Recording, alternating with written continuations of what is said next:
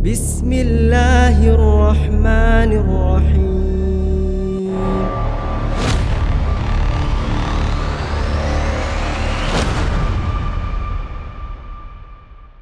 Bagaimana cara istri menasehati suami yang masih sering ikhtilat dengan lawan jenis? Bermudah-mudahan dengan kalwat dan lawan jenis di chat ataupun secara fisik ataupun secara sembunyi-bunyi dari istri.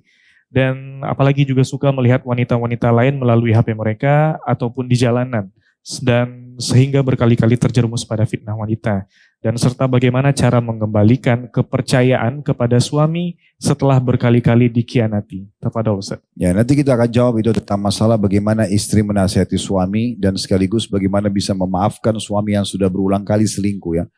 Namun sebelumnya teman-teman sekalian, Allah Subhanahu wa taala mengaruniakan kita fasilitas di tubuh kita ini, mata melihat, telinga mendengar, bibir dan lidah mengucap dan mengecap, tangan menjamah, kaki melangkah, semua fungsinya ini itu digunakan untuk ketaatan.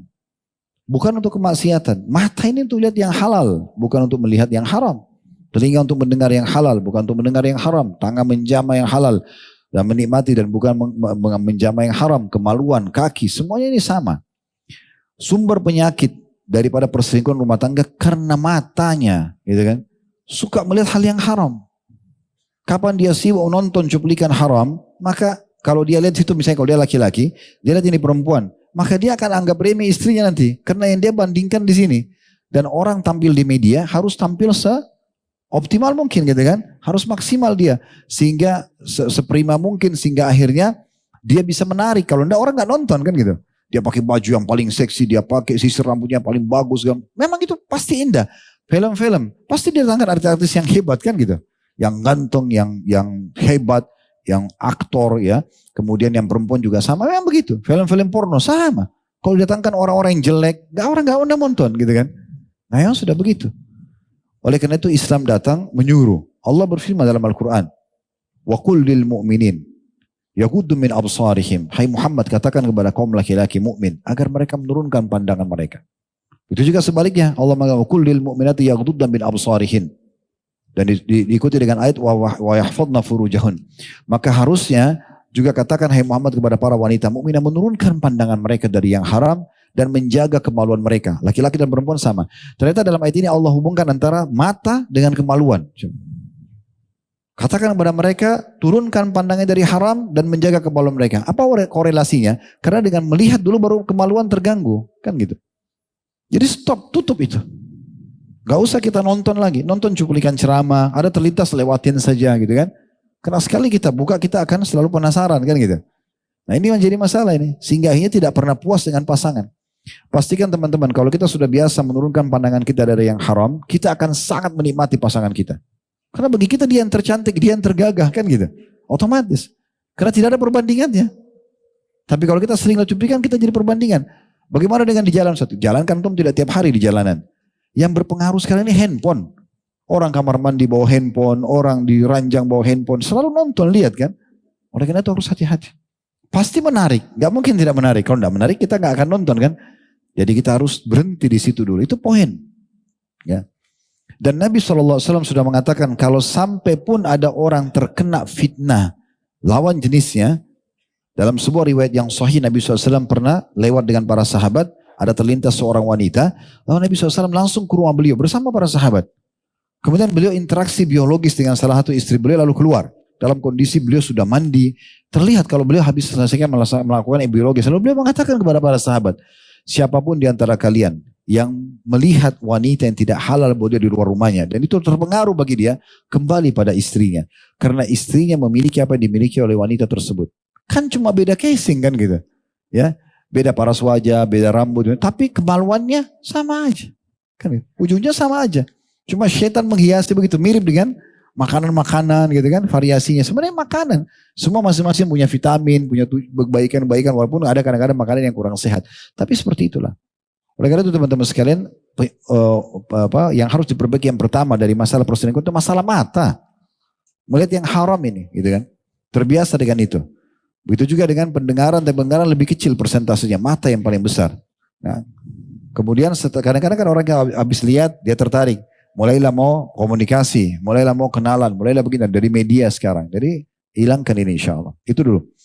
Baik, kita masuk ke pertanyaan tadi. Bagaimana seorang istri, sama juga kalau seorang suami menghadapi pasangannya yang selingkuh. Apa yang dia harus lakukan? Yang kami sarankan yang pertama adalah dia berintrospeksi diri dulu. Dia pribadi dulu mulai. Ada apa? Kenapa pasangan saya begini? Dan dia berdoa dalam hitungan detik.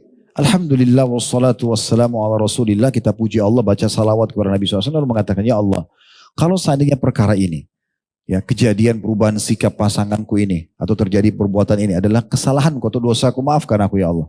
Kalau kena dosa dia, maafkan dia. Selamatkan dia. Berikan dia hidayah. Itu dulu yang pertama. Ya. Jangan langsung membenci. Karena semua orang di sekitar kita yang sedang melakukan kesalahan agama, itu manusiawi. Semua orang bisa lakukan kesalahan kan? Gak ada orang yang tidak buat kesalahan. Tapi kalau dia sedang melakukan kesalahan, dia sedang dirangkul oleh syaitan menuju ke neraka. Masa kita biarkan? Tarik kembali tangannya. Rangkul dia. Gitu kan? Seperti itu. Itu yang pertama dulu. Yang kedua, baru kemudian kita tanyakan baik-baik. Kita berikan nasihat. Kita berikan masukan. Datangkan dari dalil syar'i, datangkan cuplikan agama. Ya. Kalau dia mau bertobat, alhamdulillah. Kita rangkul kembali, kita berikan kesempatan. Tapi kalau dia terus mengulanginya setelah tegak hujah padanya, saran saya sudah diistikharahkan saja. Saya tidak katakan cerai langsung ya, tapi istikharahkan. Kalau sudah 2 kali, 3 kali, ini luar biasa. Kemarin yang membahasakan sampai kepada saya, ada satu perempuan, dia mendapatkan suaminya sudah 12 kali atau 13 kali berzina dengan perempuan yang berbeda-beda.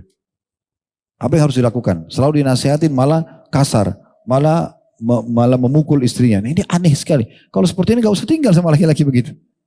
Untuk apa bertahan? Gitu kan? Dinasihatin gak mau dengar, malah dia marah. Kan gitu. Sama laki-laki kalau dia dapat istrinya berbuat salah, dinasihatin gak mau dengar. Apalagi kalau sudah sampai perselingkuhan, berkenalan sama lawan jenis. Ini untuk apa berlama-lama jadi PR ini? Tapi perasaan saya Ustaz, perasaan itu teman-teman sekalian harus dikontrol dengan syariat. Harus dikontrol dengan syariat, ya. Perasaan itu kalau levelnya paling bawah dia. Di atas perasaan itu akal. Ya. Setiap ada perasaan antum kontrol dengan akal kita. Misal antum terbiasa, antum pernah satu kali ke Semarang makan nasi goreng enak banget gitu.